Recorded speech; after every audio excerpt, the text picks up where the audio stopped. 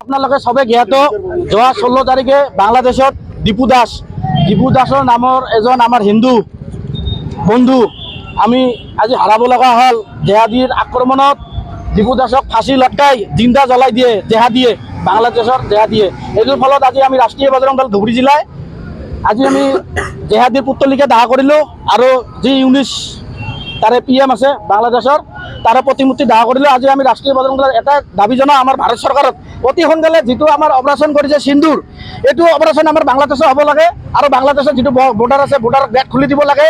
তাৰে পৰা আমাৰ হিন্দুক আমাৰ ভাৰতত আনিব লাগে আৰু যাতে যি জেহাদী আছে, মিয়া জেহাদী আছে বা ইছলামিক জেহাদী আছে তেওঁলোকক বোমা দি উৰাই দিব লাগে। এইটো আমাৰ ৰাষ্ট্ৰীয় বজৰং দলৰ আজি দাবী। জয় শ্ৰীৰাম।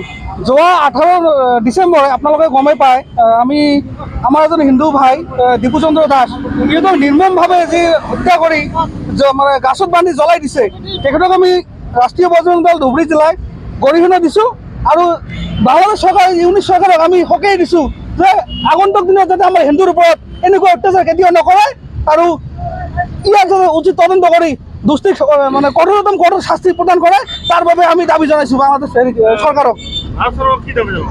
আমি ভাৰত চৰকাৰকো দাবী জনাইছোঁ যেনেকৈ পাকিস্তানৰ ওপৰত আমাৰ অপাৰেশ্যন সিন্দুৰ কৰিলে বাংলাদেশৰ ওপৰত এনেকৈ এটাক হ'ব লাগে আৰু বাংলাদেশৰ পৰা যিবিলাক আমাৰ বস্তু আমদানি ৰপ্তানি চব গেট বন্ধ কৰি দিব লাগে। কাৰণ ইহঁতৰ পৰা আমাক কোনো বস্তু নালাগে, আমাৰ পৰা ইহঁতে বস্তু নিদিওঁ, তেতিয়া ইহঁতে গম পাব যে ভাৰতৰ মানে হিন্দুক বা ভাৰতৰ ওপৰত কি কয় অত্যাচাৰ কৰিলে কি ফল পাব পাৰে। বাছ এইখিনিয়ে।